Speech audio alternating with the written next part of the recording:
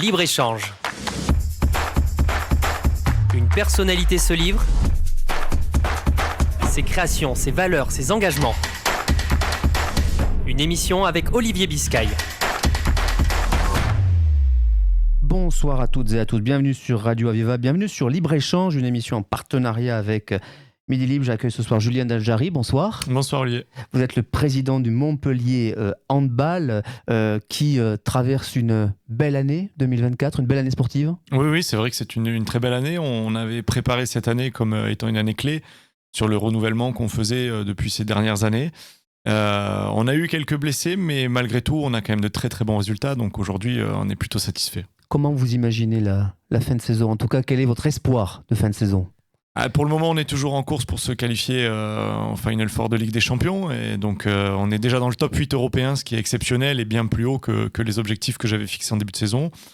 On est toujours en position, pourquoi pas, d'essayer un petit peu de chatouiller cette seconde place qui pourrait nous permettre de continuer de rêver de Ligue des Champions pour la saison prochaine, en attendant le match face à Nantes plus tard. Donc, il y a encore quelques espoirs. Et puis, malheureusement, on n'a pas eu cette possibilité de jouer la finale de Coupe de France. Mais quand même, être dans un top 8 européen pour jouer les finales de Ligue des Champions et essayer de toujours aller chercher cette deuxième place, on est toujours plutôt pas mal et on a du boulot encore pour cette fin de saison. Pour celles et ceux qui vont au match, on sent évidemment la dynamique, l'énergie, la cohésion. Alors à la fois des joueurs et puis du public. Et c'est aussi probablement un de vos succès, ça. Oui, c'est très important pour moi. En fait, l'une des valeurs du club qui est portée par l'ensemble du Montpellier Handball, c'est le partage.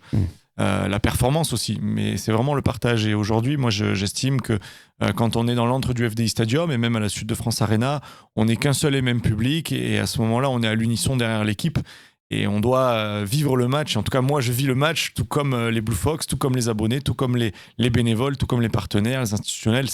Pour moi, c'est tous ensemble derrière le club. C'est excessif de parler de famille ? Famille, oui. Alors après, je préfère parler de partage. C'est-à-dire que nous, on ouvre les bras à tous ceux qui veulent venir. On aime tous ceux qui veulent s'intéresser au Montpellier Handball et surtout, on veut partager ces grands moments tous ensemble. Alors, un partage, comme vous le dites, il y a eu des partages, notamment avec Patrice Canaillé, qui est l'emblématique coach, 30 ans, c'est ça ? Oui, ça va être sa 30e saison. Ouais, ça sera sa dernière saison. C'est ça, en fait. Alors, on dit souvent une page qui se tourne. Moi, j'ai dit plutôt un virage qui se prend parce qu'on ne ferme pas le livre.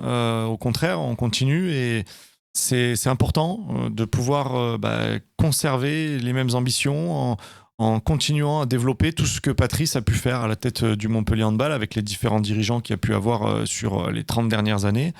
Et aujourd'hui, c'est clair que on hérite d'un socle solide, avec une belle structuration du club. Depuis 5 ans maintenant, j'ai supposé un vrai projet autour du Montpellier Handball. Et aujourd'hui, il faut le faire perdurer dans le temps. Il faut, comme je le dis, se servir de ces 30 ans, on va dire, d'exception pour pouvoir imaginer l'avenir avec ambition. Alors 30 ans, 42 titres remportés. Quels souvenirs vous gardez ? Quelles anecdotes ? Quelques-unes, j'imagine, nombreuses, de vos voyages, de vos moments, de vos coups de gueule probablement. Il y en a eu avec lui, parce que c'est ça aussi une relation très forte entre un président et un coach, j'imagine. Ouais, alors pour moi, c'est un peu phénoménal et c'est exceptionnel. C'est-à-dire que moi, j'ai connu Patrice, je devais avoir 13 ans. Ouais. Et je l'ai connu parce qu'au démarrage de famille, on était partenaire du club. Et donc, du coup, on a fait des voyages en Ligue des Champions, en Autriche ou ailleurs, avec l'équipe professionnelle, Patrice et ma famille. Et donc, évidemment qu'au début, je l'adulais et c'était pour moi un peu une icône. Un vrai dirigeant qui, en plus, menait son équipe. Et puis, voilà, mes premières expériences quand j'étais jeune à 13 ans, à aller en Autriche avec l'équipe. Et puis, il me prenait avec lui, il me faisait rencontrer les Michael Guigou à l'époque, les Greg Anctil, tous ces grands joueurs que j'adorais. Et donc ça, c'est les premières anecdotes en fait que j'ai avec lui où quelque part il me tendait la main pour me faire rentrer dans cet univers. Et puis depuis aujourd'hui, j'ai gravi les échelons et j'ai pris la présidence du club. Donc c'est un relationnel un peu plus de travail qui s'est instauré. Malgré tout, on garde des relations très de proximité et d'amitié depuis de nombreuses années. Et puis Patrice, aujourd'hui, c'est quelqu'un en qui j'ai une entière confiance. Donc, c'est quelqu'un que j'ai laissé aussi faire son travail, même si j'apportais ma touche à moi. Donc, on a su travailler ensemble, puisqu'on a cette vision commune. Après, c'est sûr que des fois, on a des visions un peu différentes. Des fois, il fallait un peu secouer les choses. Vous parliez un petit peu de tension. On en a eu une. En tout cas, de coup de gueule. Ouais. Ouais, on en a eu une seule depuis que j'ai pris la présidence. C'est quand on était 9e du championnat à la trêve, où en fait, on a discuté ensemble et je lui ai dit qu'il fallait du changement et que soit il partait, il fallait qu'on change, ce que je ne souhaitais pas, soit Patrice Canaillé devait faire du Patrice Canaillé. Ouais. Et 6 mois après, on retrouve dans mes livres qu'il dit « J'ai fait du Patrice Canaillé parce que on est passé de la 9e place à la 3e. » Et là, ça a été un vrai rebond pour l'équipe. Vous évoquiez un virage. Comment s'imagine la suite et comment vous imaginez la suite? Comment se prépare la suite? Alors, ça fait déjà quelques mois qu'on le prépare, puisque Patrice a annoncé en août qu'il souhaitait partir, ou en tout cas arrêter son contrat ici au Montpellier Handball. Et puis, à partir de là, j'ai priorisé parce qu'il faut quand même faire les choses par étapes. La première étape, c'était de trouver le staff sportif. Donc, c'est-à-dire qu'il me fallait un nouvel entraîneur. Il fallait voir si l'entraîneur adjoint restait ou s'il fallait en trouver un nouveau. Pareil pour le préparateur physique. Qu'est-ce qu'on fait aussi des autres membres du staff, le kiné, le team manager. Donc ça, c'était la priorité parce que malgré tout, on fait tout le reste pour que le sport fonctionne. Donc, il fallait la priorité au sport. Une fois ces décisions prises et la décision d'Éric Maté avec son staff qui arrive, il fallait restructurer le club. C'est-à-dire que Patrice, aujourd'hui, il n'est pas que coach, il est aussi manager général du Montpellier Handball. Donc, il fallait voir la meilleure organisation, en tout cas celle que je juge être la meilleure aujourd'hui, pour pouvoir continuer à faire vivre ce club qui est un acteur du territoire, qui est un acteur de notre sport, un acteur majeur, et qui doit continuer à l'être dans le temps et avec l'ambition que l'on a aujourd'hui et que l'on aura demain. Pour ça, il fallait rencontrer tous les managers du club, il fallait rencontrer tous ceux qui font le travail au quotidien et puis voir un petit peu, imaginer la meilleure organisation tout en discutant aussi avec les actionnaires du club. Donc, c'est choses que j'ai faites et aujourd'hui, je ne mets pas forcément de sang neuf dans le club, mais je restructure avec les compétences de chacun et puis on va voir si ça fonctionne. Vous avez souvent la formule de l'acteur du territoire, le Montpellier Handball acteur du territoire. Ça veut dire quoi exactement pour vous, à vos yeux en tout cas, vous qui êtes le président depuis 2019? Aujourd'hui, le Montpellier Handball, je dis souvent qu'il doit être en lien avec son environnement. Et son environnement, je parle de son environnement local. C'est-à-dire que de tout temps, en tout cas depuis très longtemps, on a su ancrer le Montpellier Handball dans le territoire. Parce qu'on a eu de vrais partenariats avec la mairie, avec la métropole de Montpellier, avec la région et avec aussi le département. Ce sont des acteurs qui nous aident à nous développer, mais que l'on aide aujourd'hui aussi dans des actions concrètes. C'est-à-dire qu'on agit, on envoie des éducateurs dans des écoles, dans des collèges, dans des lycées. On va faire de temps en temps aussi des plugins où on va faire des ramassages de déchets dans toute la métropole. On va envoyer aussi des joueurs, des fois, de temps en temps, sur des représentations, sur des choses importantes, des moments importants pour la métropole. Par exemple, on a communiqué sur la gratuité des transports. On a fait cette saison notre clip de lancement dans le tramway qui était dédié au Montpellier Handball. C'est un vrai échange que l'on a, que ce soit avec Mickaël Delafosse, président de la métropole de Montpellier et maire de la ville, que ce soit aussi avec la région, présidée par Carole Delga. On a un vrai échange avec Amel Chibli notamment, et puis avec la marque Sud de France aussi, on fait de nombreuses actions, et puis aussi avec le département du président Kléber Mesquida, on agit dans les collèges de temps en temps sur des demandes, on fait des journées, et d'ailleurs il y en a une dans pas longtemps, où le Montpellier Handball est acteur du territoire, et en fait je pense que c'est normal. On doit rendre au territoire ce qu'il nous donne. Et puis en plus de ça, on est une marque, une vraie marque ici à Montpellier. On doit faire rayonner notre territoire. C'est aussi l'une de nos missions. Vous êtes sensible à des causes conduites sur le terrain. Je me rappelle sur le sport santé, par exemple, le sport et la santé. Vous avez conduit là aussi plusieurs initiatives avec vos joueurs. C'est important aussi d'être sur ces sujets. On a une vraie charte RSE qui s'est développée, c'est-à-dire qu'on faisait énormément de choses pendant des années, mais on ne l'a jamais mis sur papier. Depuis 3 ans, on a une vraie charte RSE qui est basée sur certains piliers. Dans un des piliers, il y a effectivement l'environnement, on fait les plugins, on va faire pas mal de choses. Il y a aussi la santé, comme vous dites, le sport santé, etc. Et puis, il y a aussi la féminisation, c'est important. Donc, depuis quelques années, moi, je ne supportais pas qu'on puisse avoir l'idée d'une jeune fille, fan du Montpellier Handball, qui vienne poser son dossier pour jouer au handball chez nous et qu'on lui dise non, tu ne peux pas parce que tu es une fille. Et donc, on a ouvert les catégories U13, U15. Petit à petit, on ouvre parce qu'il faut se structurer pour ça, pour qu'une jeune fille qui aime le Montpellier Handball puisse jouer sous les couleurs du Montpellier Handball. C'est beaucoup de valeurs comme ça qui sont importantes depuis longtemps au Montpellier Handball, mais qui sont maintenant sur papier et que l'on suit chaque année et que l'on développe tous les ans. avec nos valeurs, avec la structure SAS, mais aussi avec l'association et le fonds de dotation du Montpellier Handball, qui cette année fera un gala le 28 mai prochain, comme on fait chaque année. L'année dernière, on a récolté un peu plus de 100 000 euros pour faire des actions concrètes, et cette année, ce sera en faveur du cancer. Et quel type d'action pourriez-vous conduire autour de cela? C'est-à-dire que là, vous allez accompagner des projets portés par des établissements de santé? C'est-à-dire que cette année, on est en lien avec l'ICM qui a un projet d'achat d'une machine. Et donc, du coup, aujourd'hui, on va essayer de financer cette machine. Les années précédentes, l'année dernière, par exemple, c'était le sport santé, et notamment le paralympique aussi, avec l'olympisme. Donc, on a aidé à des jeunes ou moins jeunes et à des athlètes valides ou invalides, ou en tout cas situation de handicap, pour aller aux Jeux Olympiques. Et puis l'année d'avant, c'était par rapport à la guerre en Ukraine, où on a financé des panneaux, un peu comme des petits panneaux solaires, qui alimentent des machines de santé pour le peuple ukrainien. Alors l'ADN du Montpellier Handball, enfin l'un des ADN, c'est la formation, c'est la détection des jeunes pousses finalement qui demain seront des grands champions. Bien sûr, très important pour nous. On a l'habitude de dire même que plus de la moitié de l'équipe de France a été formée à Montpellier. C'est une vraie fierté. C'est à la fois une fierté, mais à la fois aussi un besoin, puisque il vaut mieux former des grands joueurs que les acheter. Économiquement, on s'y retrouve mieux. Et puis aussi pour aujourd'hui, par exemple, quand on joue contre Kiel, en face de nous, dans les cages, il y a un Samir Belhassen qui est un des meilleurs gardiens du monde aujourd'hui et qui est très attaché à la marque Montpellier Handball, qui est très attaché au club de Montpellier, qui a su nous rendre des services et qui aujourd'hui, je sais que peut-être qu'un jour il pourrait revenir au club, tout comme d'autres joueurs, comme par exemple Rémi Desbonnets, qui lui est parti à Nîmes de nombreuses années, mais quand je l'ai rappelé pour venir à Montpellier, il est venu en courant et aujourd'hui il fait les beaux jours du Montpellier Handball. Donc c'est important pour nous de former, c'est important pour nous d'être acteurs aussi de notre sport, de développer notre sport. Ça a toujours été le cas. On a été aux prémices de la création de la Ligue nationale de handball, on était aux prémices de la création de regroupement des clubs européens. Ouais.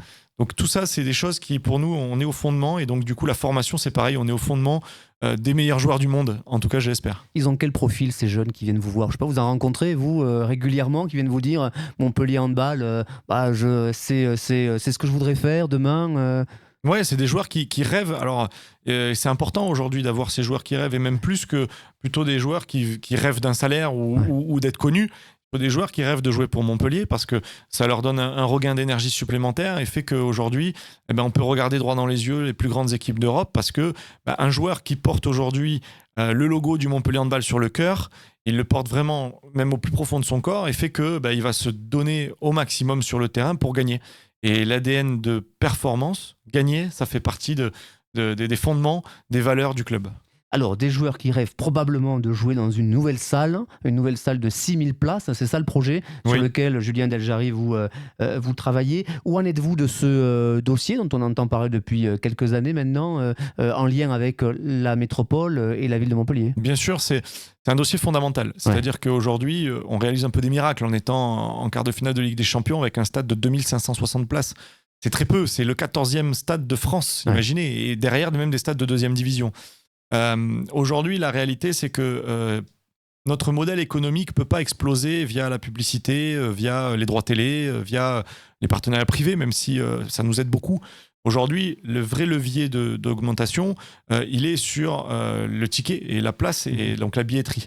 Et donc pour ça, aujourd'hui, c'est sûr que économiquement, quand on a aujourd'hui 600 VIP et que demain on peut en avoir 2000, quand on a aujourd'hui 1500 places assises et que demain on peut en avoir 4000 à chaque match sur 25 matchs par an, c'est certain qu'aujourd'hui, si on veut rester parmi les grands d'Europe, parmi les clubs français qui vont chaque année en Coupe d'Europe, il va falloir cet outil puisque les autres l'ont. 13 clubs l'ont devant nous. Et puis je prends l'exemple de Nantes aujourd'hui où jusqu'à maintenant on avait plutôt budget équivalent et puis eux ils ont leur salle de 6000, eux ils font des événements dans leur salle, eux ils ont su structurer et aujourd'hui ils vont avoir un budget où ils vont avoir 1 à 2 millions d'euros de plus que nous par rapport à l'an prochain et donc c'est colossal chez nous dans le handball. Je comprends bien les besoins, je comprends bien évidemment le modèle économique que vous précisez. Où en est ce projet? Il y aurait 2 options, c'est ça, sur la table? Oui, en tout cas, Michael Delafosse, maire et président de la métropole de Montpellier, m'a présenté des possibilités qui sont des possibilités très intéressantes, puisque nous, on a 3 volontés. La première, c'est que ce soit desservi et que ça puisse être accessible. Et ça, c'est très important. La deuxième, c'est qu'on puisse nous gérer le stade parce que si on est comme à l'Arena où on est en plus de spectacles ou autre et donc du coup on n'a pas de place pour tous les matchs, c'est pas possible. Et puis la troisième, c'est qu'il y a un peu d'activité autour et qu'on puisse créer du commerce, pourquoi pas. En tout cas, voilà, c'est très important qu'on puisse avoir ces 6000 places dans un environnement qui nous permette de faire venir du monde et de créer, comme on le fait aujourd'hui, on essaie de faire en sorte que ce FDI Stadium vive au quotidien et ce serait de créer la même dynamique demain. Donc, effectivement, il y a 2 possibilités qui m'ont été présentées et l'idée qui m'a été donnée de la métropole, c'était de réfléchir en faisant le pour et le contre de chaque chose, étudier de leur côté les possibilités et de revenir vers moi d'ici fin de saison en me disant aujourd'hui, il faut qu'on se positionne et on ira plutôt vers là ou plutôt vers là. Et vous pouvez nous préciser ces 2 projets ou ils sont confidentiels ? Non, je laisse ça plutôt à la métropole. Ce projet, on l'a vu, est évidemment important pour le territoire, pour le club, dans la perspective évidemment des saisons prochaines. On va parler des JO si vous le voulez bien. Les sûr. Jeux Olympiques ont lieu dans un peu moins de 100 jours. La flamme olympique passera par Montpellier le 13 mai, passera par la région du 13 au 16 mai. Comment vous vivez cet événement ? C'est exceptionnel pour nous. Moi, j'ai l'habitude de dire, et alors il faut garder un peu de modestie, c'est pas par rapport aux autres que je dis ça, mais quand même une vraie fierté qu'on soit l'un des clubs, si ce n'est le club, qui va avoir le plus d'athlètes aux Jeux Olympiques. Finalement, dans la région, on va avoir, alors c'est pas encore sûr, mais entre 8 et 10 athlètes qui seront aux Jeux Olympiques l'an prochain, enfin cet été. Donc c'est une vraie fierté pour nous, pour la marque Montpellier Handball, pour le territoire. Et puis surtout, on espère qu'un maximum d'entre eux vont revenir avec la médaille d'or olympique. Je rappelle qu'il y a 4 ans, enfin il y a 3 ans exactement, on a 3 Montpelliérains qui sont revenus avec la médaille d'or olympique qu'ils ont gagnée sous le maillot de l'équipe de France. Donc que ce soit français, suédois, argentins ou croates qui vont jouer les Jeux Olympiques, on espère qu'au moins un athlète du Montpellier Handball reviendra avec la médaille d'or olympique. Et là, pour le coup, on sait que les médailles peuvent susciter des vocations chez les plus jeunes de nos concitoyens qui vont regarder ce spectacle avec des étoiles dans les yeux. Bien sûr, il faut le mettre en avant, il faut le célébrer, il faut qu'à ce moment-là, on puisse faire un maximum de photos avec ces athlètes et les jeunes, parce que c'est exactement ces moments-là en fait où on va donner des envies, on va susciter quelques rêves et qui font que après derrière, il y en a qui vont trouver leur voie pour que demain ils puissent s'épanouir dans leur vie finalement. Ça vous énerve, ça vous irrite, toutes les polémiques autour des Jeux Olympiques ? Quand on parle de JO aujourd'hui, on parle de polémiques, de grèves futures possibles, de coûts de l'opération. On est en France, c'est vrai, mais bon, vous, le dirigeant d'un grand club sportif, ça doit vous énerver, ça, non ? Alors moi, ce qui m'énerve, c'est qu'on va accueillir en France une des compétitions majeures internationales, c'est-à-dire qu'il n'y en a pas des plus grosses finalement. Et on devrait, depuis 3 ans, avoir les Jeux Olympiques partout en France, avec des drapeaux partout, avec des affiches partout, avec des entreprises affiliées de partout, avec des clubs qui vont faire à droite, à gauche des événements, etc. On devrait parler sport et vivre sport depuis 3 ans en France. Après, il y a d'autres sujets, je peux le comprendre, qui sont mondiaux et qui inquiètent, et en tout cas qui amènent d'autres interrogations et priorités. Mais quand on a un événement majeur tel que les Jeux Olympiques en France, on devrait depuis 3 ans parler, manger, dormir, Jeux Olympiques depuis 3 ans en France pour Paris 2024. La faute à qui ? Je sais pas, aujourd'hui, est-ce qu'il y a des débats ? Est-ce qu'on est une nation sportive ? Est-ce que la priorité chez nous, c'est le sport ? Est-ce qu'aujourd'hui, notre économie et le sport font bon ménage ? Il y a beaucoup de débats qui sont faits. Moi, je dis juste qu'aujourd'hui, le sport amène des émotions et fait du bien et donne du plaisir aux gens. Nous, moi, je le vois à chaque fois qu'on gagne au stade, on donne du plaisir aux gens, le nombre de messages, le nombre de... Voilà, 3 jours après, on en reparle. Dès qu'on croise des gens, c'est super, etc. Enfin, et les Jeux Olympiques, ça aurait dû donner le sourire aux gens jusqu'aux oreilles et on aurait pu capitaliser là-dessus sur de nombreuses années. Après, toujours est-il de fixer la priorité dessus et c'est pas chose qui a été faite, mais petit à petit, on y vient, un peu tardivement à mon goût. Mais en tout cas, il faut quand même que ça reste une belle fête. Et ça, c'est la priorité pour moi. Aux syndicats qui menacent de faire grève, vous dites soyez responsables ? Je dis c'est dommage parce que quand il y a une fête, il faut prendre part et il ne faut pas être les perturbateurs. Vous parliez d'émotion, alors on sait votre amour, je peux dire ça, pour le handball depuis bien des années maintenant. Comment c'est né tout ça ? Comment ça se connecte ? C'est une découverte. C'est un jour, j'ai voulu changer de sport. Je faisais du tennis, du golf et j'ai un ami qui m'a dit viens voir le handball. J'ai commencé à venir voir le handball et après pendant 10 ans, j'ai loupé peut-être 4-5 matchs à domicile. Voilà, en tout sur les 10 ans. Parce que c'est une vraie passion qui s'est installée. J'ai adoré ce sport et puis je souhaite à tout le monde de trouver sa passion parce qu'après derrière on s'épanouit dedans. Et j'ai la chance de pouvoir après derrière être bénévole, être partenaire, être actionnaire et aujourd'hui président. Voilà, c'est une vraie évolution et aujourd'hui c'est sûr que ma vie, le sport fait partie intégrante de ma vie. Et le Montpellier Handball aujourd'hui est l'un des 3 piliers de ma vie, c'est certain. Quand vous voyez les frères Lebrun, par exemple, les pongistes, qui sont de vrais phénomènes aujourd'hui, quel regard vous portez sur ce binôme-là qui est assez extraordinaire? Vous racontiez votre émotion, cette connexion, cette découverte.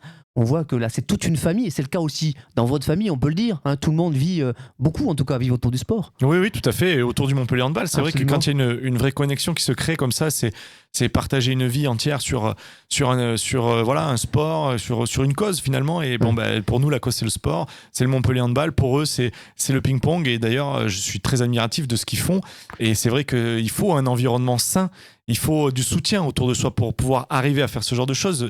Un autre exemple, sur le match aller face à Kiel, j'ai eu le plaisir d'inviter Arthur Cazot. Arthur Cazot vient voir les matchs et il vient avec son père, avec sa mère. Voilà, on a besoin d'avoir cet encadrement familial, mais aussi dans les amis proches qui partagent notre passion et cet engouement pour ce que l'on aime. Et ça rend des moments exceptionnels. Alors on sait votre famille très impliquée en effet autour du handball. C'est un sujet quotidien, je sais pas, de dimanche, comment ça se passe. Alors on sait, on peut le dire à ce micro et tout le monde le sait, votre père André Deljari, président de la Chambre de commerce et d'industrie de l'Hérault, qui est aussi le premier des supporters. Oui, et puis je pense qu'à l'époque où le club a eu des difficultés et qu'il a fallu trouver quelqu'un pour le sauver, je pense que c'était pas étranger au fait que ce soit ma passion. Évidemment que je pense qu'il l'a fait aussi pour moi et je pense qu'aujourd'hui, c'est ce qui fait que on fait des réunions de temps en temps ensemble au Montpellier Handball, on voit l'avenir ensemble et puis ça nous rassemble, ça nous fait se partager des moments un peu privilégiés et je suis heureux de le partager avec mon père, je suis heureux de le partager aussi avec mon frère qui est partenaire principal du club, ma maman aussi qui suit tous les matchs, qui vient quand on est même à Paris pour les finales. C'est vrai. Ouais, tous les matchs. Alors pas toujours à l'extérieur, mais en tout cas à domicile, elle est tout le temps là. Ils ont leur place à eux. Et puis après, dans mes amis aussi, j'ai des amis qui sont devenus aussi actionnaires, que j'ai tous les jours au téléphone parce qu'on parle du Montpellier Handball. Donc ça rythme le quotidien, ça nous rapproche et ça nous rassemble et c'est ce qu'on aime autour de cette aventure. Nous l'avons dit, vous êtes président depuis 5 ans. Qu'est-ce que ça a changé chez vous, cette responsabilité-là? On prend en maturité, on essaye aussi d'ouvrir les horizons. Aujourd'hui, quand on va en Ukraine, quand on va en Pologne, quand on va partout, on rencontre des dirigeants, on rencontre du monde. Mais alors, autant ça m'a agrandi l'esprit, ouvert l'esprit vers des nouvelles personnes que je ne connaissais pas et un nouveau monde que je rencontre, autant ça m'a aussi rapproché de tous les supporters qu'on a, tous les bénévoles que l'on a, tous ceux qui travaillent pour le Montpellier Handball, qui en fait sont fans du club, passionnés du club. Et en fait, des fois même, je suis admiratif parce que on va à Kiel et en fait il y a 6 supporters qui viennent, ça paraît dérisoire mais c'est 6 personnes qui ont posé 2 jours et qui font 1500 km, un peu d'argent pour venir, c'est ça, exactement. Supporter, Quand on va à Chambéry, c'est un bus de 50 personnes et en fait moi je suis reconnaissant envers ces personnes-là et j'aime partager avec eux et que ce soit aussi les bénévoles qui passent énormément de temps. Alors moi je suis bénévole aussi donc je sais ce que c'est mais je le fais par passion, eux aussi et eux le font aussi même des fois à la sueur de leur front. Et pour tout ça, honnêtement, ça m'a reconnecté aussi à cet aspect de partage avec les gens qui aiment ce club. En tout cas, on partage la même passion et ça fait plaisir. Alors évidemment, des bénévoles, on le dit, des supporters, président depuis 5 ans.